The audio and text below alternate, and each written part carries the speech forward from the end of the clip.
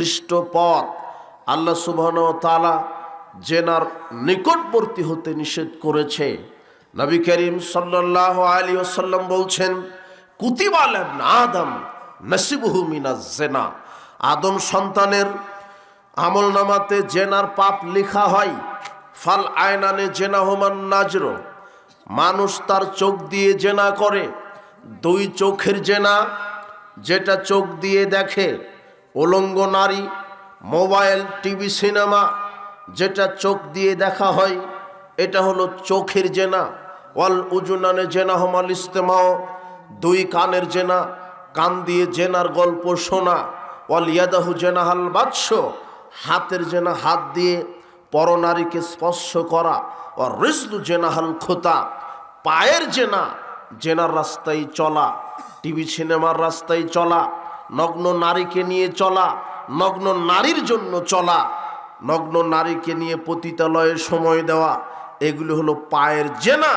এরপরে আল্লাহ নবী বলছেন, ওয়াল কালবি হে তামান্না, অন্তরের জেনা, অন্তরে পরিকল্পনা করা, অমুক নারীর সাথে জেনা করতে হবে, অমুক পুরুষের সাথে জেনা করতে হবে।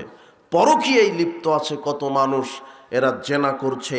ওই সদ্দিকু জালিকাল ফরজিকা জিবহু, এইভাবে চোখ, হাত, পা, অন্তর দিয়ে জেনা করতে করতে লজ্জাস্থান তার বাস্তবতা ঘটিয়ে দেয়, লজ্জাস্থান দিয়ে জেনায় লিপ্ত হয়। আজকে সামাজিক ব্যবস্থাটাই জেনার উপর দিয়ে যাচ্ছে।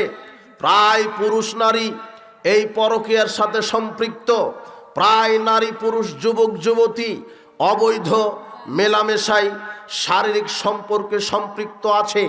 আল্লাহর নবী কঠিনভাবে নিষেধ করেছেন, তোমরা জেনায় লিপ্ত হয়েও না। আল্লাহর নবী বলছেন, আস-সাইয়্যিবু বিস-সাইয়্যিব, যারা বিবাহের পরে জেনায় লিপ্ত হবে, রজম, তাদের শাস্তি হলো বুক পর্যন্ত মাটিতে গেড়ে দিয়ে, পাথর দিয়ে মাথা ফাটিয়ে তাকে মৃত্যুদণ্ড দিতে হবে। এটা হলো শরঈ বিধান। যারা বিবাহের পরে জেনায় লিপ্ত হয়, স্বামী থাকার পরেও যারা পরপুরুষের সাথে জেনা করে, তাদের বেঁচে থাকার অধিকার নেই। স্বামী থাকার পরও যারা পরপুরুষের সাথে যেই নারী জেনা করেছে, স্ত্রী থাকার পরও যেই পুরুষ পরনারীর সাথে জেনা করেছে, এটা হলো জেনার শাস্তি। বিবাহের পরে যদি কেউ জেনায় লিপ্ত হয়, তাহলে তার শাস্তি ইসলামে মৃত্যুদণ্ড। ধরন কি? তাকে খোলা মাঠে নিয়ে যেতে হবে, বুক পর্যন্ত মাটিতে গেড়ে দিতে হবে, এরপরে পাথর মেরে তাকে হত্যা করতে হবে। অল বিক্রু বিল বিক্র তাগরুবু আমিন মিয়াতা জালদাতিন।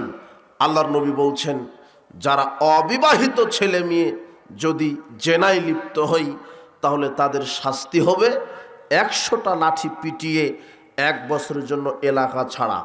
যেই সমাজে এইভাবে জেনা ব্যভিচার বেশি হবে, অবৈধ সম্পর্ক বেশি হবে, যেই রাষ্ট্রে জেনা ব্যভিচার বেশি হবে, অবৈধ সম্পর্ক, এই লুচ্চামি, অশালীনতা, এই নষ্টামি বেশি হবে, এই এলাকায়, এই দেশে আল্লাহর পক্ষ থেকে গজব নাজিল হবে। সেটা হতে পারে খরা, সেটা হতে পারে অতিবৃষ্টি, হতে পারে অনাবৃষ্টি, হতে পারে গজব, টর্নেডো, ঘূর্ণিঝড়, হতে পারে ভূমিকম্প, হতে পারে তাদের আকার আকৃতি বিকৃতিকরণ। আল্লাহর নবী এভাবেই বলছেন, যে এলাকায় জেনার পাপ আর সুদের পাপ প্রকাশ পাবে, সেই দেশের লোকেরা আল্লাহর পক্ষ থেকে গজবকে হালাল করে নিবে। উপস্থিত বৈঠকের মুসলিম দিনী ভাই বোন, হে যুব সমাজ, যুবতী সমাজ, জেনা থেকে বিরত থাকো, জেনা থেকে ভয় করো। আব্দুল্লাহ ইবনে উমর রাদিয়াল্লাহু আনহু বলছেন, রাসূল সাল্লাল্লাহু আলাইহি ওয়াসাল্লাম বললেন, খামসুন ইজাব তুলিতুম বিহিন্না আউযু বিল্লাহি আন তুদরিকু বিহিন্না। শোনো, 5টা জিনিস দিয়ে আল্লাহ জাতিকে পরীক্ষা করবেন, 5টা জিনিস দিয়ে আল্লাহ কওমকে পরীক্ষা করবেন। তার এক, লাম তাজহারিল ফায়সাতু ফি কওমিন কাত্ত, যে এলাকায় জেনার পাপ ঢুকে যাবে, ওই এলাকায় আল্লাহ রোগ দিবেন, মহামারী দিবেন, কলেরা দিবেন, মহামারী দিবেন, এইডস দিবেন, গনোরিয়া দিবেন, একেবারে দুরারোগ্য ব্যাধি দিবেন। যারা অবৈধভাবে জেনায় লিপ্ত হয়, তাদেরকে আল্লাহ এমন রোগ দিবেন, যেই রোগ পূর্বের কোনো বংশে ছিল না। আজকে কত নতুন নিত্য নতুন রোগ জীবাণু ঢুকেছে এই জেনার পাপ বাড়ার কারণে। নবী করিম সাল্লাল্লাহু আলাইহি ওয়াসাল্লাম এই কথাই বলছেন। উপস্থিত বৈঠকের মুসলিম দিনী ভাই বোন, নবী করিম সাল্লাল্লাহু আলাইহি ওয়াসাল্লাম বলছেন, লা ইয়াকুনান্না ফি হাযিল উম্মতি, অচিরেই আমার উম্মতের ভিতরে যখন তিনটা পাপ চালু হবে তখন তিনটা গজব দিবেন, খসফন, কজফন ও মাসখুন। অচিরেই আমার উম্মতের ভিতরে ভূমিকম্প বেশি হবে, আর স্বৈরাচারী অত্যাচারী শাসকের পক্ষ থেকে জুলুম চাপিয়ে দেওয়া হবে, আর মাসখুন, মানুষের আকার আকৃতি বিকৃত করা হবে। তিনটা গজব আল্লাহ দিবেন তিনটা পাপ করার কারণে। এক, ইদা জালিকা শরিবুল খুমরা, যখন যে এলাকায় যে দেশে মাদক সেবনকারী বেশি হবে, মাদকতা ছেয়ে যাবে, সে এলাকায় ভূমিকম্প দিবেন। ওয়াত্তাখাজুল কাইনাত, যারা নাচ গানে মত্ত থাকবে। ওয়াদারাবু বিল মাযিব, যারা বাদ্যযন্ত্রের প্রতি আসক্ত হবে। তিনটা পাপ যারা মাদক সেবন করবে। এক। দুই, যারা গান বাজনা নিয়ে পড়ে থাকবে, নর্তকী নাচাবে। তিন, যারা বাদ্যযন্ত্র দিয়ে বিভিন্ন দিবস পালন করবে। এই তিনটা পাপ যে এলাকায় যেই দেশে থাকবে সেই এলাকায় সেই দেশে আল্লাহর পক্ষ থেকে গজব নাজিল হবে। কি গজব? এক, ভূমিকম্প বেশি দিবেন। দুই, স্বৈরাচারী অত্যাচারী শাসকের নির্যাতন চাপানো হবে। তিন, মানুষের আকার আকৃতি পরিবর্তন করা হবে, মানুষকে শূকর বানর পরিণত করা হবে। আজ হোক আর কাল হোক এটা হয়ে যেতে পারে, হবে। এগুলোকে একটা কিয়ামতের আলামত। উপস্থিত বৈঠকের মুসলিম দিনী ভাই বোন, আজকে আপনি দেখেন সামাজিক অবস্থা, মদখুর, গাঁজাখুর, ইয়াবাখুর সমাজে পরিপূর্ণ। আপনি দেখেন জেনা ব্যভিচার, বেপর্দা নারী সমাজে পরিপূর্ণ। আরে পরিবারে পর্দাই নেই, পর্দার বিধানই নেই, নারী ল্যাংটা হয়ে চলছে। আব্দুল্লাহ ইবনে ওমর রাদিয়াল্লাহু আনহু বলছেন যে সালাসাতুন লা ইয়ানজুরুল্লাহু ইলাইহি ইয়াওমাল কিয়ামা, তিন শ্রেণীর মানুষের দিকে আল্লাহ দয়ার দৃষ্টিতে তাকাবেন না। তিন শ্রেণীর মানুষের দিকে আল্লাহ দয়ার দৃষ্টিতে তাকাবেন না। তার এক, ওয়াল মারআতুল মুতারাজ্জিলাত, ওই নারী, ওই উলঙ্গ ল্যাংটা নারী, যেই নারী উলঙ্গ ল্যাংটা, যেই নারী অর্ধনগ্ন, যেই নারী বেহায়া বেশরমা অশালীন পোশাক পরে চলে, ওই বেপর্দা নারীর দিকে আল্লাহ বিচারের মাঠে রহমতের দৃষ্টিতে, করুণার দৃষ্টিতে তাকাবেন না। উপস্থিত বৈঠকের যারা দায়িত্বশীল, পরিবারের যারা সদস্য, আপনার মেয়ে, আপনার স্ত্রী, আপনার বোনকে পর্দায় রাখেন। তারা যেন অশালীন পোশাক পরে, তারা যেন জেনায় অবৈধ সম্পর্কে লিপ্ত না হয়। আপনি পরিবারের সদস্য, আপনি সতর্ক থাকেন, নাহলে আপনি হবেন দায়ুস। যার স্ত্রী বেপর্দায় চলছে সে হবে দায়ুস, যার মেয়েটা বেপর্দায় চলছে সে হবে দায়ুস, যার বোনটা বেপর্দায় চলছে সে হবে দায়ুস। নবী করিম সাল্লাল্লাহু আলাইহি ওয়াসাল্লাম বলছেন, তিন শ্রেণীর মানুষের উপরে জান্নাত হারাম করা হয়েছে। তার এক হচ্ছে দায়ুস। দায়ুসকে? যার স্ত্রী, যার মেয়ে, যার বোন বেপর্দায় চলে, ওই পুরুষ ব্যক্তিটা দায়ুস, এর জন্য জান্নাত হারাম। আপনি পরিবার ঠিক করেন, এরপরে জান্নাত হবে। আর একটা কথা আপনাকে বলে রাখি যে পৃথিবীতে দুই শ্রেণীর পাপী আছে, এরা খুবই খারাপ। পৃথিবীতে দুই শ্রেণীর পাপী আছে, যেই দুই শ্রেণীর পাপের জন্য, পাপী ব্যক্তির জন্য দোয়া করা শরীয়তে হারাম করে দিয়েছেন। এরা এত নিকৃষ্ট, পৃথিবীতে দুই শ্রেণীর পাপী আছে, এদের জন্য শরীয়ত দোয়া করা হারাম করেছেন। তার এক নম্বর পাপী হলো বেপর্দা নারী, উলঙ্গ নারী, বেহায়া বেশরমা নারী, যারা রাস্তাঘাট, স্কুল, কলেজে ল্যাংটা পোশাক পরে চলে, এদের জন্য শরীয়তে দোয়া করা হারাম। আল্লাহর নবী বলছেন, যখন তোমরা উলঙ্গ নারীকে দেখবে তখন দেখার সাথে সাথে অভিশাপ দাও। কি দাও? কি দিতে হবে? বোঝেননি মনে হয়। ব্যতিক্রম দুই শ্রেণীর পাপী। যদি এই দুই শ্রেণীর পাপী সমাজে থাকে, যারা এই দুইটা পাপ করে বেড়ায়, এদের জন্য দোয়া করা হারাম। দোয়া করা কি হারাম, এটা হলো শরীয়ত। তার একটা হচ্ছে ওই যে নারী, যেই নারী ল্যাংটা পোশাক পরে চলছে, যেই নারী অর্ধনগ্ন পোশাক পরে ঘুরে, স্কুল কলেজ মাঠে ময়দানে হাট বাজার দখল করেছে ল্যাংটা পোশাক পরে, স্কুল কলেজে গেছে আপনার মেয়েটা, আপনার স্ত্রীটা বাজারে গেছে ল্যাংটা পোশাক পরে, এই নারীর জন্য দোয়া করা হারাম।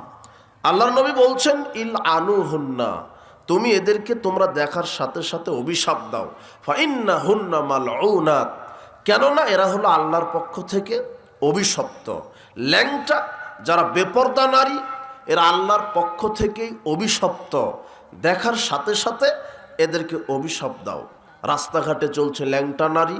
ওই যে আমেরিকা ব্রিটেনের ছোঁয়া পেয়েছে বাংলাদেশের নারীরা, আমেরিকা ব্রিটেনে ল্যাংটা কাপড় পরে, আর এদেশের নাটক সিনেমা তৈরি করা হয় ওই পোশাক ফ্যাশনের নামে, নারী প্রতিযোগিতা, সুন্দরী প্রতিযোগিতার নামে। আরে নারী প্রতিযোগিতা হয়তো হয়, এখন বাংলাদেশ আবার হিজড়াদের প্রতিযোগিতাও শুরু হয়েছে। আজকে মিডিয়াতে ওই পুরুষ, সবচেয়ে সুদর্শন পুরুষ যে হলো অরিজিনাল হিজড়া, সুদর্শন পুরুষ, ওই ওকে যে যাকে সুদর্শন পুরুষ বলে পুরস্কার দিচ্ছে, ওকে এক সাইডে রাখবেন আর বান্দরকে এক সাইডে রাখবেন, ওর চাইতে বান্দর চেহারা ভালো আছে। তারপরেও মিডিয়া বলছে যে ও নাকি সুদর্শন, যে হলো অরিজিনাল হিজড়া, যার হাঁটার ঢং, কথা বলার ঢং একেবারে হিজড়া, ও হচ্ছে অরিজিনাল নাকি সুদর্শন পুরুষ, ও হলো অরিজিনাল একেবারে হিজড়া। আজকে প্রদর্শনী শুরু হয়েছে, সুন্দরী প্রতিযোগিতা, নারী পুরুষ। আর এদেশের বাংলাদেশের যারা চলচ্চিত্র পরিচালনা করে, যারা নাটক সিনেমা নর্তকী গায়িকা পরিচালনা করে, এখন নাটক সিনেমা তৈরি করা হয় সমাজে জেনা প্রতিষ্ঠা করার জন্য। আর এই পতিতালয়ের নায়ক নায়িকা নাটক সিনেমার মাধ্যমে এদেশের তরুণ তরুণীর ঈমানকে এরা নষ্ট করে দিয়েছে। এরা এই জন্য আল্লাহর নবী আগেই বলেছেন, 1450 বছর পূর্বেকার বক্তব্য, তিনি বলছেন লা তাবিউল কাইনাত, তোমরা নাটক সিনেমা নর্তকী তৈরি করো না, ক্রয় বিক্রয় করো না। ওয়ালা তুআল্লিমুহুন্না, কোনো ছেলে মেয়েকে নাটক সিনেমা গান শিখিয়ে দিও না। লা খায়রা ফি তিজারাতিন, এই নাটক সিনেমা নর্তকী গায়িকা এই ব্যবসাতে কোনো কল্যাণ নেই। তোমার চলচ্চিত্রের নায়ক হাজার কোটি টাকার মালিক, চলচ্চিত্র করে করে নাটক করে করে কোটি টাকার মালিক, কিন্তু এদের প্রতি আল্লাহর পক্ষ থেকে অভিশাপ আছে। এমন অভিশাপ, শেষ পর্যন্ত এরা মৃত্যুবরণ করে, প্যারালাইজড হয়ে চিকিৎসার অভাবে ভিক্ষা করে করে মারা যায় এরা।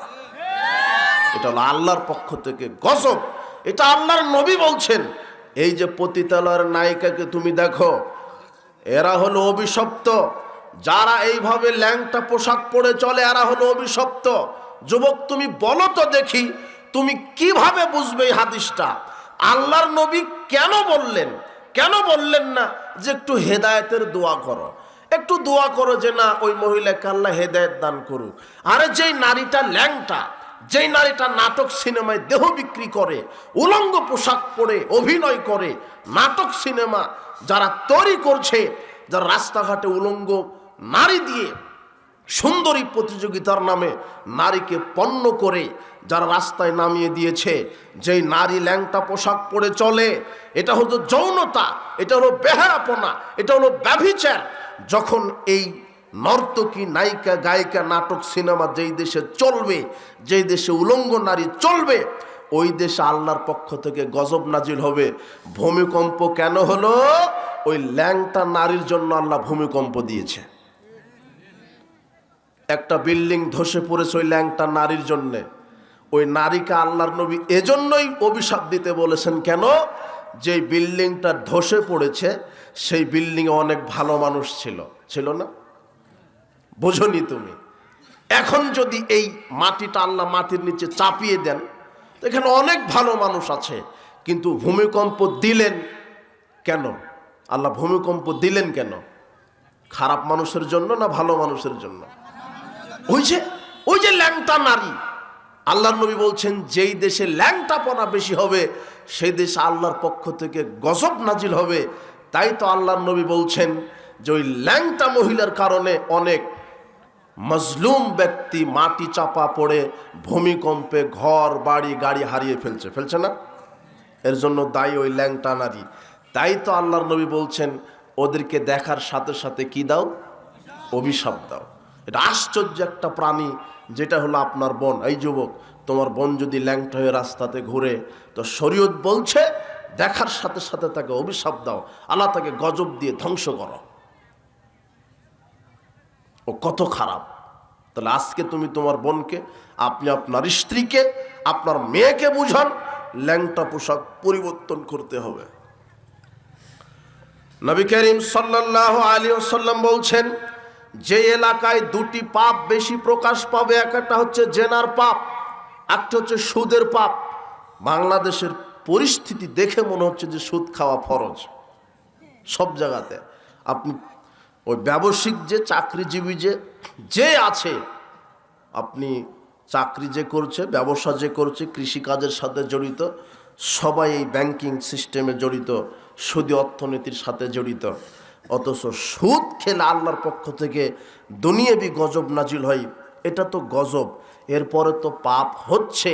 কেউ যদি জেনে শুনে 1 টাকা সুদ খায়, তাহলে আল্লাহর নবী বলছেন 36 বারেরও চাইতে বেশি মায়ের সাথে জেনা করলো সে। আল্লাহর নবী বলছেন আর রয়বাউ সাবনা জুজান, সুদ খেলে 70 রকমের পাপ হয়। আইসারুহা আয়ানকা রাজুলুম মাহু, সুদ খেলে 70 রকমের পাপ হয়।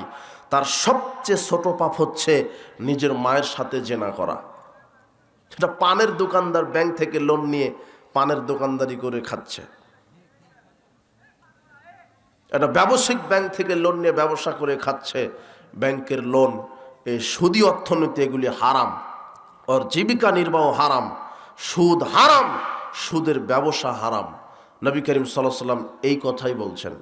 লাআনা রাসূলুল্লাহ সাল্লাল্লাহু আলাইহি ওয়াসাল্লাম আকিলা রিবা ওয়া মুকিলাহু ওয়া কাতাবাহু ওয়া শাইদাইহি। নবী করিম সাল্লাল্লাহু আলাইহি ওয়াসাল্লাম লানত করেছেন সুদ যে দেয়, সুদ যে গ্রহণ করে, সুদের 2 জন সাক্ষীদাতা, সুদের লেখক, সুদী ব্যাংকে যারা চাকরি করে, এদের উপরে আল্লাহর নবীর অভিশাপ রয়েছে। সুদী ব্যাংকে চাকরি করাও হারাম। কথা বুঝেননি মনে হয়? আপনার এই এলাকায় সুদী ব্যাংক নাই মনে হয়, তাই না? এদিকে সুদখোর নাই, তাই বুঝতে পারেননি। আজকে তওবা করেন, যে এলাকায় সুদের পাপ বেশি হবে আর জেনা বেশি হবে, সে এলাকা আল্লাহর পক্ষ থেকে গজব নাজিল হবে। আর 3টা পাপ যখন প্রকাশ পাবে, এক হলো মদের পাপ। আজকে সামাজিক অবস্থা দেখেন, সবাই মদের সাথে জড়িত। কেউ বা সিগারেট, কেউ বা বিড়ি, কেউ বা জর্দা, কেউ বা গুল, ইয়াবা, ফেন্সিডিল, গাঁজা, হিরোইন, বিয়ার, প্যাথিডিন, রাসায়নিক বলেন প্রাকৃতিক বলেন, মাদকতার সাথে জড়িত। যারা এই মাদকতার সাথে জড়িত, এরা হলো পাপী। আর এদের কারণে সমাজে গজব নাজিল হয়। যে এলাকায় মদখুর বেশি আছে, সেই এলাকায় আল্লাহর পক্ষ থেকে ভূমিকম্প হবে। আজকে দেশে বেশি বেশি ভূমিকম্প হচ্ছে, আগামীতে আরো হবে। যদি মাদকতার পাপ বেশি হয়, জেনার পাপ বেশি হয়, সুদের পাপ বেশি হয়, নষ্টামি বেপরদার পাপ যদি বেশি হয়, সেই এলাকায় আল্লাহ গজব নাজিল করবেন। যুবক, তুমি আজকে মাদক থেকে তওবা করো, তুমি বিড়ি সিগারেট জর্দাগুল থেকে তওবা করো, গান বাজনা থেকে তওবা করো, আর নাটক সিনেমা দেখবা না। তুমি হবে অভিশপ্ত মানুষ। তুমি যদি বিড়ি সিগারেট সুদের সাথে জড়িত থাকো, তাহলে তুমি হবে অভিশপ্ত মানুষ। তুমি এমনিতেই তো পাপ করছো, আর তোমার কারণে আল্লাহ সেই ভূখণ্ডে গজব নাজিল করবে। তুমি সাবধান হও, তোমার কারণে গজব নাজিল হবে, সেই গজবে তুমি পাকড়াও হবে। পরকালে তোমার জন্য জাহান্নাম রেডি আছে। যুবক, হে যুবতী মেয়ে, পর্দা করতে শিখেন, বেহায়াপনা, নষ্টামি, ভণ্ডামি পরিবর্তন করেন, পাপকে মূল্যায়ন করেন। আবু হুরায়রা রাদিয়াল্লাহু আনহু বলছেন, রাসূল সাল্লাল্লাহু আলাইহি ওয়াসাল্লাম বলেছেন, লা ইয়াজনি যানি হিনা ইয়াজনি ওয়া হুয়া মুমিন। কোন মুমিন নারী পুরুষ জেনায় লিপ্ত থাকতে পারে না ঈমান নিয়ে। কোন মুমিন নারী পুরুষ মাদক সেবন করতে পারে না ঈমান নিয়ে। কোন মুমিন নারী পুরুষ চুরি করতে পারে না ঈমান নিয়ে। আল্লাহর নবী বলছেন, ইজা জানাল আব্দ, কোন নারী পুরুষ যখন জেনা করে, ফাকানা ফাওকা রাসিকা জুল্লা, তখন তার ঈমানটা বের হয়ে মাথার উপরে ছায়ার মতো ঘুরতে থাকে। ফাইন তাবা ওয়া নাজা, সে যদি জেনা থেকে তওবা করে, জেনা করা ছেড়ে দেয়, ফাগাফারা, আল্লাহ তাকে ক্ষমা করে দেন। এমন ক্ষমা করেন, সুকিলা কলবুহু, তার অন্তরকে পরিচ্ছন্ন করে দেন। যখন একজন মানুষ জেনা করে তখন তার ভিতরে ঈমান থাকে না। যখন একজন নারী অথবা পুরুষ মদ পান করে তখন তার ভিতরে ঈমান থাকে না। যখন একজন মানুষ চুরি করে তখন তার ভিতরে ঈমান থাকে না। এই জন্য জেনার পাপ, মদের পাপ, চুরির পাপ, এগুলি কাবিরা গুনাহ। এগুলি করলে ঈমান বের হয়ে যায়। যখন তওবা করে ফিরে আসে, মদ খাওয়া ছেড়ে দেয়, জেনা করা ছেড়ে দেয়, চুরি করা ছেড়ে দেয়, তখন আদাইলাহিল ঈমান, ঈমানটা তার কলবে ঢুকে যায়। হে যুবক, পাপকে মূল্যায়ন করো। পাপকে মূল্যায়ন করে না যারা মুনাফিক। আল্লাহর নবী বলছেন, ইন্নাল মুমিনা ইয়ারা যুনুবাহু, নিশ্চয় মুমিন নারী পুরুষ পাপকে মনে করে কয়দুন তাহতা জাবালিন, বিশাল পাহাড়ের মতো মনে করে যে পাহাড়ের পাদদেশে বসে আছি। ইয়া খাফা আই ইয়াখা আলাইহি, কখন জানি পাহাড়টা ধসে মাথায় পড়ে যাবে। মুমিন ব্যক্তির কাছে পাপ বিশাল পাহাড়ের মতো। তাই তো মুমিনেরা পাপ থেকে বেঁচে থাকে, কখন জানি আল্লাহ আমাকে পাকড়াও করবেন। ইন্নাল ফাজেরা, আর যে মুনাফিক, ইয়ারা যুনুবাহু, মুনাফিক তারা পাপকে মনে করে কাজ্জবাব, মাছির মতো। মারাল আংফি, যেমন নাকের ডগায় মাছি পড়লে মাছিকে তেশ করে উড়িয়ে দেন, ঠিক মুনাফিক নারী পুরুষ পাপকে মাছির মতো মনে করে, ও পাপকে পাপই মনে করে না। তাই তো সালাত আদায় করে সুদ খেয়ে বেড়ায়, সালাত আদায় করে ঘুষ খেয়ে বেড়ায়, সালাত আদায় করে দুর্নীতি করে বেড়ায়, সালাত আদায় করে জেনা করে বেড়ায়, সালাত আদায় করে মোবাইলে নাটক সিনেমা, আপনার নর্তকী নায়িকা গায়িকা নাচ গান দেখে। এ হলো মুসল্লি ঠিক, কিন্তু হলো মুনাফিক মুসল্লি। যে সালাত আদায় করে পাপও করে, সে হলো মুনাফিক মুসল্লি। আল্লাহর নবী বলছেন যে মুনাফিকেরা পাপকে মূল্যায়নই করে না। পাপ থেকে বেঁচে থাকেন, পাপ কাউকে ছাড়ে না। আল্লাহ নবী বলছেন, আয়েশা, ছোট পাপ থেকেও বেঁচে থাকো। ছোট পাপ করতে করতে ছোট পাপটাই বড় পাপ হয়ে যায়, পরকাল নষ্ট হবে, আল্লাহ তোমাকে পাকড়াও করবেন। এই জন্য যুবক, তুমি পাপ থেকে বেঁচে থাকো। মাদকতার পাপ, জেনার পাপ, জুয়ার পাপ, সুদের পাপ, ঘুষের পাপ। হে যুবতী মেয়ে, তুমি নষ্টামি থেকে বেঁচে থাকো, বেপরদাই চলা থেকে বেঁচে থাকো। আল্লাহর নবী বলছেন, সিনফানে মিন আহলিন নার, দুই শ্রেণীর মানুষ জাহান্নামে যাবে, কিন্তু আমি চোখে দেখলাম না, শেষ জামানায় তারা বের হবে। কওমুন মাহুম সিয়াতুন কাজনাবিল বাকার, এমন এক শ্রেণী বের হবে যাদের হাতে লাঠি থাকবে, ইয়াদরিবুনা বিহান নাস, যারা মানুষকে পিটাবে রাস্তাঘাটে, অফিস আদালত কলকারখানাতে হাঙ্গামা দাঙ্গামায় লিপ্ত হবে। তার প্রমাণ, তুমি প্রচলিত রাজনীতিতে মাঠে নেমে তুমি রিক্সা ভাঙো, গাড়িতে আগুন লাগিয়ে দাও, নির্বিচারে নিরপরাধ মানুষকে তুমি লাঠি দিয়ে পিটাও। আল্লাহর নবী এই কথাই বাস্তব চিত্র তুলে ধরে বলছেন, শেষ জামানায় কিছু যুবকের হাতে থাকবে লাঠি, যারা প্রচলিত এই বেহায়াপনা, এই অর্ধনগ্ন, এই ইহুদি খ্রিস্টানের তন্ত্রমন্ত্র প্রতিষ্ঠা করতে গিয়ে নির্বিচারে মানুষের উপরে জুলুম করবে, যারা রাস্তাঘাট দখল করবে, যারা মানুষকে অন্যায়ভাবে পিটাবে লাঠি দিয়ে, এরা জান্নাতে যাবে না। যুবক, তুমি যদি ওই কাতারে থাকো, ওই কাতারে থাকো, তাহলে তোমার জন্য জান্নাত হলো না, এই কথা মুহাম্মদ সাল্লাল্লাহু আলাইহি ওয়াসাল্লাম বলছেন। আর দ্বিতীয়কে, ওটাই হলো ওই যে নারী, নিসাউন কাসিয়াতুন আরিয়াতুন মুমিলাতুন মাইলাতুন। আল্লাহর নবী বলছেন, ওই নারী, যেই নারী পোশাক পরার পরে উলঙ্গ থাকবে, মানে পোশাক পরবে এমন পোশাক যেটা পরলেও তার শারীরিক গঠন অবয়ব সব পরপুরুষের চোখে প্রকট হয়ে দেখা দিবে। আজকে রাস্তাঘাটে দেখেন একটা নারী পোশাক পরেছে, তার সামনে পিছন শারীরিক গঠন বোঝা যায়, আঁটোসাঁটো পোশাক, ফ্যাশন পোশাক। আপনার নারী, আপনার স্ত্রী, আপনার মেয়েটা পড়েছে, ওটাই নগ্ন পোশাক, ওটাই হলো অশালীন পোশাক। আল্লাহর নবী বলছেন নারী পোশাক পরে থাকবে, কিন্তু সেটা উলঙ্গ পোশাক। আল্লাহর নবী বলছেন এই নারী পুরুষকে আকৃষ্ট করবে, পুরুষ নারীর দিকে আকৃষ্ট হবে। রুসহুন্না কাসনিমাতিল বুখতিল মায়লা। কিছু নারী রাস্তাঘাটে চলবে চুলগুলি ফেটকিয়ে দিয়ে, লায়াত খুলনাল জান্নাহ, এরা তো জান্নাতে যাবে না। ওয়ালা ইয়াজিদনা রিহাহা, জান্নাতের সুগন্ধি পাবে না। অথচ জান্নাতের সুগন্ধি পাওয়া যায় 500 বছর পথের দূরত্ব থেকে। কিন্তু আপনার এই উলঙ্গ নারী স্ত্রী, আপনার বোন, আপনার মেয়ে, ওই জান্নাতে তো যাওয়া বহুদূরের কথা, জান্নাতের সুগন্ধি পাবে না। রাস্তাঘাটে ল্যাংটা হয়ে বের হয় মানে, আপনার মেয়ে বাজার দখল করেছে মানে, আপনার অনুমতিতে, আপনার বিনা অনুমতিতে আপনার স্ত্রী, আপনার মেয়ে এ বাড়ি ও বাড়ি যাবে না, রাস্তাঘাটে যাবে না। আশ্চর্য কথা, জাহেলিয়াতকে কবর দিতে হবে। আল্লাহর নবী বলছেন যে মান দাবি দাওয়াল জাহেলিয়া, যে ব্যক্তি জাহেলিয়াতের পথে মানুষকে ডাকে, ফমিন জুসা জাহান্নাম, সে জাহান্নামের খড়ি হবে। সাহাবীগণ জিজ্ঞাসা করছেন আল্লাহর নবী, ওয়াইন সামা সাল্লাহ, যদিও সে সালাত সিয়াম আদায় করে, তারপরও জাহেলিয়াতের মধ্যে থাকলে কি জাহান্নাম হবে? তিনি বলছেন হ্যাঁ। জাহেলিয়াত মানে গান বাজনা, জাহেলিয়াত মানে উলঙ্গ হয়ে চলা, বেপরদায় চলা, জাহেলিয়াত মানে মাদক সেবন করা, জাহেলিয়াত মানে আপনার নষ্টামি করা, জাহেলিয়াত মানে সুদ, জাহেলিয়াত মানে ঘুষ, জাহেলিয়াত মানে ছবি পূজা, মূর্তি পূজা, জাহেলিয়াত মানে শিরক, জাহেলিয়াত মানে বিদআত। যারা এই জাহেলিয়াতের মধ্যে থাকবে, মানুষকে আহ্বান করবে, এরা সালাত সিয়াম আদায় করার পরও জাহান্নামে যাবে।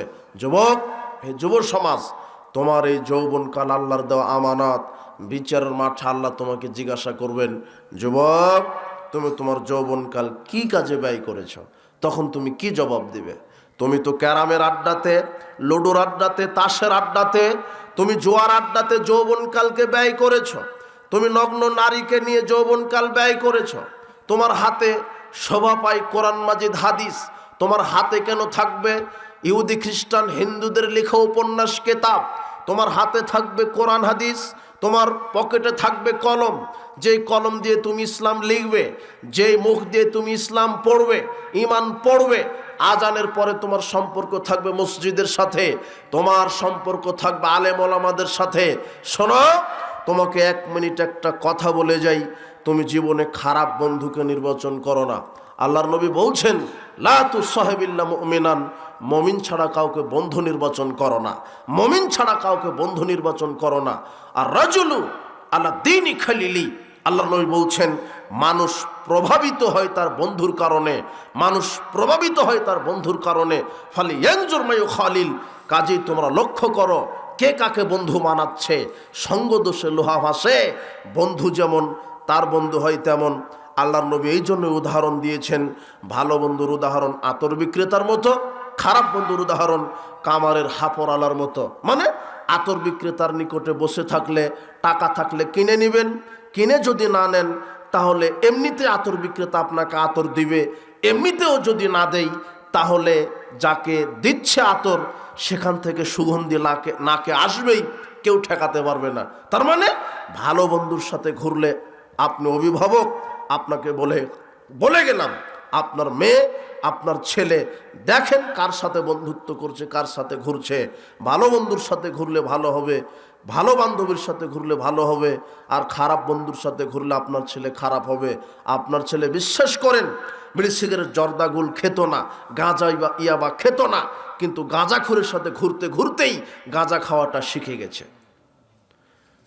আপনার ছেলেটা ভালোই ছিল, কিন্তু সঙ্গদোষের লোহা ভাসে, সৎসর্গের স্বর্গবাস, অসৎসর্গের সর্বনাশ। এগুলি পড়াশোনা করেছেন। এটাই ঠিক যে আপনার মেয়েটা একটা খারাপ বান্ধবীর সাথে ঘুরে বলেই আপনার মেয়েটা খারাপ হয়ে গেছে, আপনার ছেলেটা খারাপ বন্ধুর সাথে ঘুরে বলেই আপনার ছেলেটা খারাপ হয়ে গেছে। আপনার ছেলে যদি 5 ওয়াক্ত সালাত আদায়কারী বন্ধুর সাথে ঘুরতো, আপনার ছেলেটাও 5 ওয়াক্ত সালাত আদায় করত। আপনার মেয়েটা যদি পর্দানশীল তাকওয়াশীলা মহিলার সাথে ঘুরতো, বান্ধবীর সাথে ঘুরতো, আপনার মেয়েটাও ভালো হতো। এই জন্য যুবক যুবতী, বন্ধু নির্বাচনে তুমি সতর্ক হও। আর শোনো, বিবাহের পূর্বে একটা ছেলের কোনো নারী বন্ধু থাকতে পারে না, একটা নারীর ছেলে বন্ধু থাকতে পারে না। নারীর বন্ধু থাকবে নারী, ছেলের বন্ধু হবে ছেলেই। এটাই শরীয়ত। একটা ছেলে একটা নারী যদি একত্রে থাকে, আল্লাহর নবী বলছেন সেখানে তৃতীয় জন হচ্ছে শয়তান। তৃতীয় জনকে শয়তান।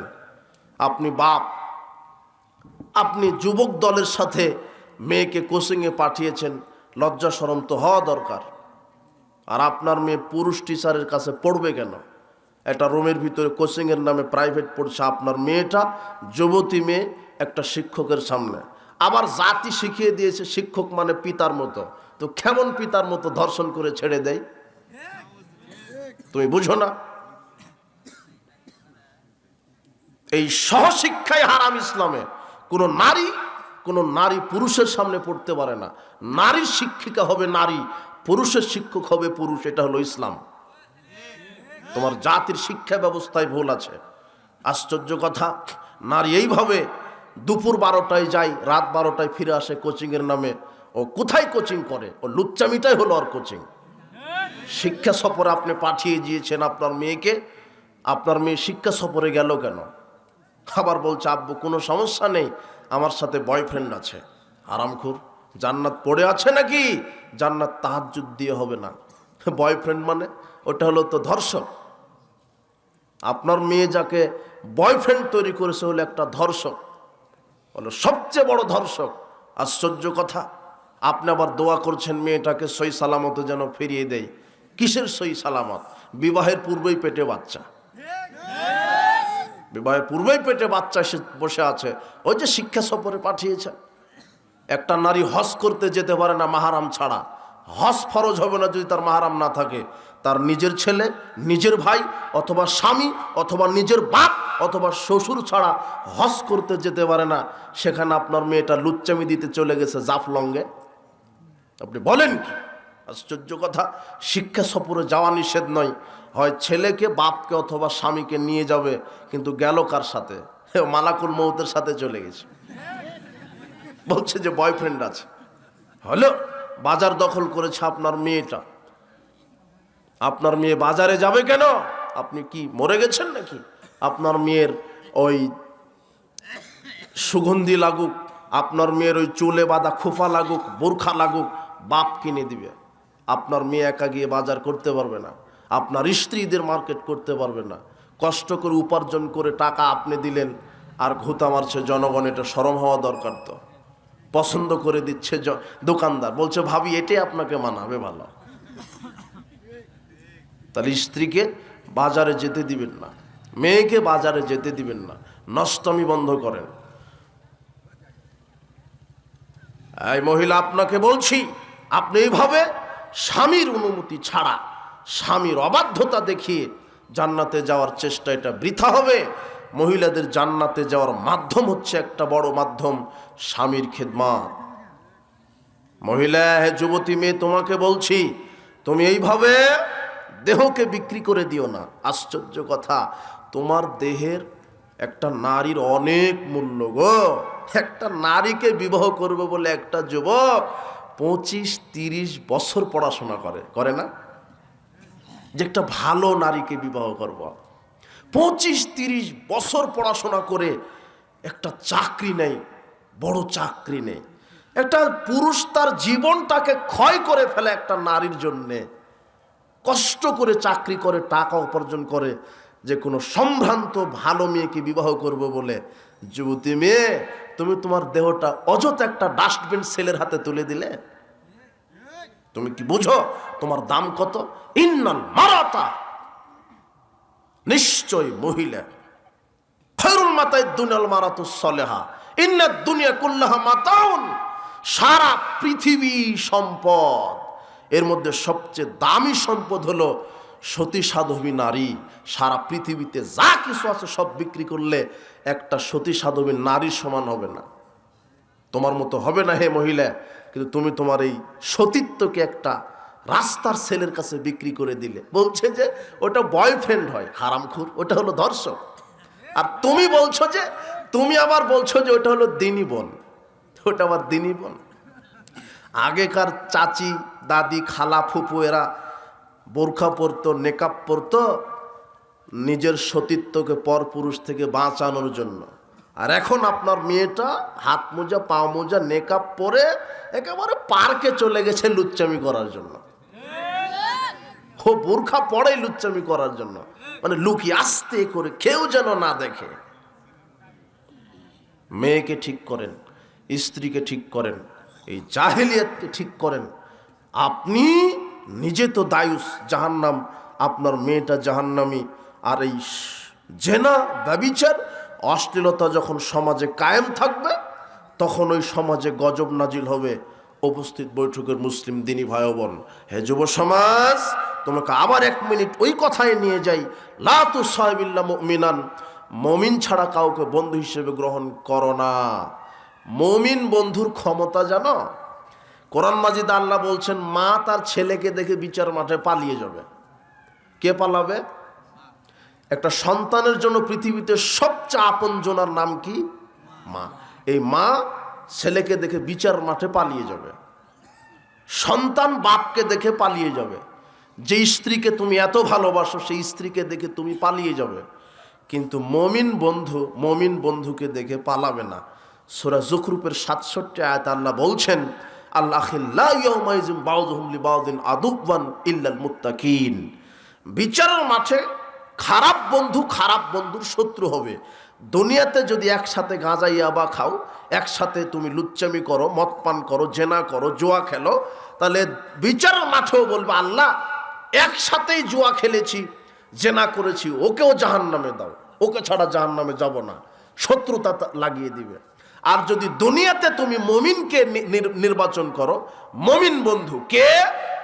যে তাকওয়াবান, পরহেজগার, মুখে দাঁড়িয়ে আছে, প্যান্টা টাকনুর উপরে আছে, 5 ওয়াক্ত সালাত আদায় করে, সত্যবাদী, আমানতদার, আখলাকওয়ালা, এমন ছেলেকে যদি তুমি বন্ধু নির্বাচন করো, একসাথে তাফসির মাহফিল শুনতে যাও, একসাথে জালসায় যাও, একসাথে মসজিদে যাও, একসাথে তারাবি পড়ো, একসাথে 5 ওয়াক্ত সালাত আদায় করো, একসাথে রমাদানে সিয়াম পালন করো, একসাথে ইসলামের কাজ করেছো, তোমরা মুমিন বন্ধু। বিচারের মাঠে যদি তোমাকে কোনো একটা পাপের কারণে যদি জাহান্নামের দিকে ফেরেশতারা নিয়ে যেতে লাগে, তখন তোমার এই মুমিন বন্ধুটা আল্লাহকে বলবে, আল্লাহ ওই যে আমার মুমিন বন্ধু, ওটা একসাথে সালাত আদায় করেছে, আল্লাহ হয়তোবা সে গোপনে কোনো পাপ করেছিল, বড় কাবিরা গুনাহ করেছিল, তাই জাহান্নামে যাচ্ছে, কিন্তু আমি জানি সে মুমিন, একসাথে আমার সাথে সালাত আদায় করেছে, একসাথে তাফসির মাহফিলে গেছে, একসাথে আমরা ইসলামী আন্দোলন করেছি, ইসলামী যুব সংঘ করেছি, একসাথে আমরা ইসলামের কাজ করেছি, হয়তোবা কোনো পাপে জাহান্নামে যাচ্ছে আল্লাহ, কিন্তু ও তো মুমিন, আমরা একসাথে থেকেছি, আপনি আমাকে জান্নাত দিলেন, আমার বন্ধুকেও জান্নাত দেন। তখন আল্লাহ তোমার এই মুমিন বন্ধুর সুপারিশ কবুল করে তোমাকেও তার সাথে জান্নাতে দিয়ে দিবে। মুমিন বন্ধু তোমাকে দেখে পালাবে না। তোমার মা তোমাকে দেখে বিচার মাঠে কি করবে? বোঝো, কিছু বুঝেছো যে মুমিন বন্ধু কাকে বলে? তুমি আজকে তওবা করো যে গাঁজাখুর, ইয়াবাখুর, বিড়িখুর, সিগারেটখুর, লুচ্চা, বদমাস, দুর্নীতিবাজ, সুদখোর, যার মুখে নাই দাড়ি, প্যান্ট টাকনুর নিচে যে লুচ্চামি করে বেড়ায়, যে জুয়া খেলে, এর সাথে তুমি বন্ধুত্ব করবে না। আজকে তুমি তওবা করো। বন্ধু তোমার কে হবে? যে 5 ওয়াক্ত সালাত আদায় করে। মনে থাকবে তোমার? এই মহিলা, ওই লুচ্চা মেয়েকে তুমি বন্ধু বানাও না যে বেপরদায় চলে। তুমি সাবধান হও। দুনিয়াতে তুমি কয়দিন থাকবে যুবক? কয়দিন? চামড়া ঘুষ পড়ে যাবে, মৃত্যু চলে আসবে। মরে দেখো, আজকে তুমি গান বাজনা বাজিয়ে একেবারে মাটি কাঁপিয়ে দিচ্ছ, মরে দেখো কবর তোমাকে কিভাবে কাঁপায়, ভালোভাবে টের পাবা। বিড়ি সিগারেট ত্যাগ করো, নষ্টামি ত্যাগ করো, সুদ ঘুষ ত্যাগ করো, সাবধান। বিড়ি সিগারেট ত্যাগ করো, নষ্টামি ত্যাগ করো। তুমি মসজিদের সাথে সম্পৃক্ত হও, তুমি মসজিদ মাদ্রাসায় আলেম ওলামাদের সহবতে থাকো, সৎ ব্যক্তিদের, সৎ বন্ধুদের সহবতে থাকো। আল্লাহ তোমাকে কবুল করুন। এই তোমার প্রতি আহ্বান রেখে আমরা আজকের আলোচনা এখানে শেষ করছি। আজকে যে যুবক ভাইরা এখানে এসেছ, আল্লাহ তোমাকে তোমার ইসলামী আল্লাহর সেনাবাহিনী হিসেবে তোমাদেরকে কবুল করুন। যুবকদেরকে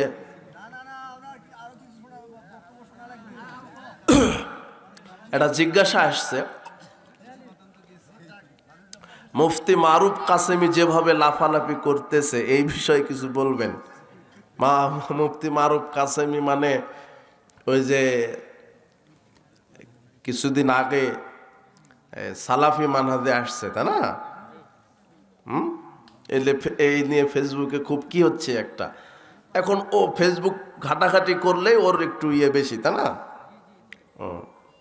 তো আসলে মুফতি মারুফ কাসেমি, ইনার নাম, এই ঘটনা যখন প্রকাশ পেল তখন আমি এর নাম প্রথম শুনলাম। এই যে আহলে হাদিসদেরকে নিয়ে বিগত দিনগুলিতে অনেক গালাগালি করেছে, আহলে হাদিস বিদ্বানদেরকে নিয়ে করুচিপূর্ণ শব্দ ব্যবহার করেছে, এগুলি এখন অনেক ভিডিও ক্লিপ আমার কাছে আসছে, আমি শুনছি। তো আগে যেগুলি করেছে, এখন তিনি নিজে ক্ষমা চেয়েছেন। তো কেউ যদি ভুল বুঝে ফিরে আসে তাহলে তাকে ক্ষমা করে দেওয়াই উচিত। আমরা তাকে ক্ষমা করে দিলাম। তো তার জন্য দোয়া রাখি, আল্লাহ যেন তাকে কিয়ামত মৃত্যু পর্যন্ত এই সই আকীদা মানহাজের উপরে অটল রাখার তৌফিক দান করে, এবং আহলে হাদিসের ছায়াতলে এসে সে কোরআন হাদিস অধ্যয়ন করবে, জাতির সামনে সাহাবীদের সালাফদের মানহাজ নিজে আমল করবে, জাতির সামনে প্রচার করবে। কিন্তু আমরা বিগত দিন কিছু সালাফি নামের সালাকিকে আমরা দেখেছি, যারা সালাফি অঙ্গনেই বক্তব্য দিয়ে বড় হয়েছে, যখন বড় হওয়ার পরে চোখটা মোটা হয়েছে তখন তারা সালাফি মানহাজের উপরেই থুতু নিক্ষেপ করেছে। তোমার এই যে সালাফি মানহাজের উপরে যে থুতু নিক্ষেপ করেছে, ও থুতু নিক্ষেপ করার শক্তি পেয়েছিল সালাফি মসজিদে খুতবা দিয়ে দিয়ে। ওকে কিন্তু বেদাতিরা আশ্রয় দেয়নি। ও পাগড়িওয়ালা, ও কি মাথায় কি পড়ে মাদানি আলেমেরা, হ্যাঁ রুমাল, ঘুমটাওয়ালা আলেম সম্পর্কে কটু মন্তব্য করেছিল। তো ও যে সালাফি ঘরানায় বড় হয়েছে, পরে সালাফদেরকেই গালিগালাজ করছে। আপনার এরপরে এই যে সিফাত হাসান খুব আহলে হাদিস অঙ্গনে খুব বক্তৃতা দিল, কিন্তু মানহাজটা যে গোপনকারী এটা আমরা বুঝতে পেরেছি। এরপরে আপনার আরেকজন, এদের নাম মনে আসছে না, এরা অনেকে আছে, হ্যাঁ জসিমউদ্দিন রহমানী, তাই না? খুব জ্ঞানী মানুষ। জেলখানায় যখন ছিল তার আগের যে বক্তব্যগুলি মনে হচ্ছে যে একেবারে বাঘের মতো, ঠিক কাট টু কাট বক্তব্য তাওহীদের উপরে, মানহাজের উপরে। কিন্তু কিভাবে কি জেল থেকে বের হওয়ার পরে যে কি হইলো, আহলে হাদিসদের অঙ্গনে বড় হয়ে এখন বলছে যে মে দেওবন্দি হ্যাঁ, ও বলছে যে আমি দেওবন্দি, অথচ দেওবন্দি তার আকীদা হলো কুফরি আকীদা। দেওবন্দি মাদ্রাসার প্রতিষ্ঠাতা কাসেম নানতবি এ যখন মারা যায়, তো দেওবন্দি মাদ্রাসায় একটা সমস্যা ঘটেছিল। তো দেওবন্দি মাদ্রাসার যারা বড় বড় মুহাদ্দিস তাদের আকীদা যে দেওবন্দি মাদ্রাসায় কোনো সমস্যা হলে মাওলানা কাসেম নানতবি কবর থেকে উঠে এসে সমাধান করে দেন। কুফরি আকীদা। তারপরে দেওবন্দি মতবাদের বড় আলেম রশিদ আহমদ গাঙ্গুহি, এই ব্যক্তিটা বলছে যে সত্য সেটাই যেটা আমার মুখ দিয়ে বের হয়। বর্তমানে সঠিক রাস্তায় যেতে গেলে রশিদ আহমদ গাঙ্গুহির আমার ইত্তেবা করতে হবে। এটা হলো দেওবন্দীদের আকীদা। তো এই যে নিজেকে এইভাবে পরিচয় দেয়, যাদের আকীদার ভিতরে কুফরি আছে, আল্লাহ এদেরকে হেদায়েত দান করুন। সবচেয়ে নিরাপদ আকীদা হচ্ছে সালাফদের আকীদা। আলহামদুলিল্লাহ, আকীদা এবং মানহাজ কোরআন সুন্নাহ দ্বারা এদের সুস্পষ্ট। তো কাজেই আমরা যেন এরকম না পাই, এই যে মারুফ কাসেমি, মুফতি মারুফ কাসেমি সাহেব, ইনি যেন আমরা দোয়া রাখি যে ইনি আবার এসে সালাফি অঙ্গনে চলে কথা বলে আবার যেন সালাফদেরকে নিয়ে কটাক্ষ না করে। আল্লাহ তাকে হেদায়েত দান করুন, আমরা দোয়া রাখি।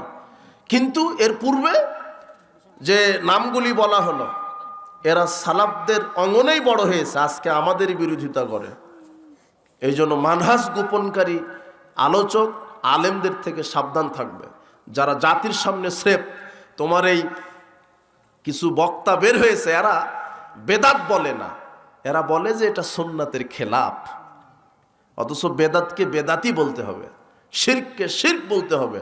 হেকমতের দোহাই দিয়ে ইসলাম কায়েম হয়নি, কিয়ামত পর্যন্ত হবে না। স্রেফ তুমি বেদাতকে বেদাত বলবা, শিরককে শিরক বলবা, আর নিজেকে জাতির সামনে পরিচয় দিবা আমি জাতিতে মুসলিম। তুমি যখন ইহুদি খ্রিস্টান হিন্দুদের সাথে দাঁড়াবে, সামনে দাঁড়াবে, তখন বলবে আমি জাতিতে মুসলিম।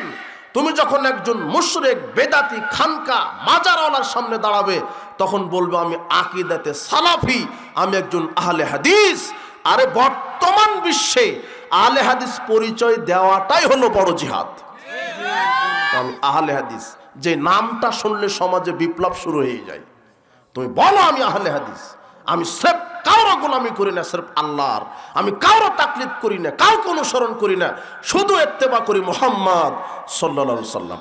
নিজেকে আহলে হাদিস পরিচয় দাও। আমি আকীদাতে আমি সালাফি, আমি জাতিতে কি মুসলিম। আমি হিন্দুর সামনে আমি মুসলিম, আমি ইহুদি খ্রিস্টানের সামনে মুসলিম, আর আমি বেদাতির সামনে আমি সালাফি। মনে থাকবে, এটাই পরিচয় দিবা, আমি সালাফি, আমি একজন আহলে হাদিস। আল্লাহ তুমি আমাকে সালাফি আহলে হাদিস জাতিতে মুসলিম হয়ে আর আকীদাতে সালাফি আহলে হাদিস হয়ে বেঁচে থাকার এবং মরে যাওয়ার তুমি তৌফিক দান করো, আমিন। এরপর কি এটা আসছে, মাইয়েতকে যে গোসল করাবে, সে যদি ওই দিন বা তার আগের দিন স্ত্রী সহবাস করে, তবে সে কি মায়েতকে গোসল দিতে পারবে? গোসল দিতে পারবে, কিন্তু হাদিসে আসছে যে ওই লাশ নামাতে পারবে না কবরে। যিনি আগের দিন স্ত্রী মিলন করেছে, সে মাইয়েতকে কবরে কি করতে পারবে না, নামাতে পারবে না। এই দায়িত্ব থেকে সে বিরত থাকবে, এছাড়া গোসল দিতে পারবে। রাসূল সাল্লাল্লাহু আলাইহি ওয়াসাল্লাম রমজান মাসে বিতের সালাত কত রাকাত পড়েছেন? 3 রাকাত পড়েছেন। রমাদানে তিনি 3 রাকাত পড়েছেন, রমাদানের বাহিরেও তিনি 3 রাকাত পড়েছেন, 1 রাকাত পড়েছেন, 5 রাকাত পড়েছেন, তবে 1 রাকাত বেশি পড়েছেন। বিতের মানে বেজোড়। আবু দাউদের 1416 নম্বর হাদিস এবং 1422 নম্বর হাদিস, রাসূল সাল্লাল্লাহু আলাইহি ওয়াসাল্লাম বলছেন ইন্নাল্লাহা বিত্রুন, আল্লাহ হলেন বিতের। আল্লাহ কি? আল্লাহ বিতের। ইউহিব্বুল বিতরা, তিনি বিতেরকে পছন্দ করেন। ফাউতিরু ইয়াহলাল কোরআন, হে মুসলিমরা কাজেই তোমরা বিতের পড়ো। তো আল্লাহ বিতের, আল্লাহ বেতের মানে বেজোড়, বেতের মানে কি? তো আল্লাহ বেজোড়, কয় বেজোড়? রাসূল সাল্লাল্লাহু অধিকাংশ সময় 1 রাকাতই পড়েছেন, রমাদান আসলে 3 রাকাত পড়েছেন।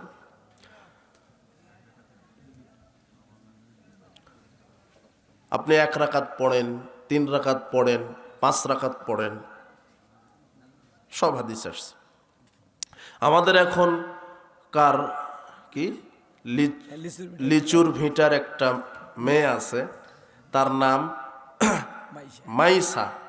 সে বিভিন্ন ছেলেদের তার অঙ্গ দেখায়। ইন্না লিল্লাহ নাউযুবিল্লাহ আস্তাগফিরুল্লাহ। এখন তার কি শাস্তি হওয়া উচিত? যদি সমাজে যদি তাকে আগে ইসলামের দাওয়াত দিতে হবে যে এইভাবে তোমাকে চলায় শরিয়া অনুমোদন দেয় না। যদি সে এ থেকেও বিরত না হয়, তাহলে সমাজের যারা নেতৃত্ববৃন্দ আছে, মেম্বার চেয়ারম্যান, এদেরকে বুঝান, দেখেন বিষয়টা। আর যদি মসজিদ কমিটি যারা শক্ত আছে, সমাজের যে সর্দার, যারা মসজিদের সভাপতি, সেক্রেটারি, ক্যাশিয়ার এবং মসজিদের ইমাম, তারা সমাজে একটা বিধান চালু করবে যে এই মেয়েকে সমাজ থেকে বয়কট করা হলো, তাকে বয়কট করে ও বাহির করে দিতে হবে, ওকে রাখা যাবে না। যদি এইভাবে উলঙ্গপনা প্রদর্শনী করে, সমাজ তাকে বয়কট করে দিবে। ইসলামী রাষ্ট্র যদি থাকতো তাহলে তাকে জেলখানায় বন্দি করে দেওয়া হতো। ওটা জাতিকে পাপী করছে, ও তো পাপী হচ্ছে। ওর অভিভাবককে আগে বুঝান, নারীকে আগে বুঝান, তারপরও যদি না শোনে তাহলে তাকে এলাকা ছেড়ে তাকে অন্য জায়গায় দিয়ে পাঠাতে হবে। বারাকাল্লাহ ফিকুম।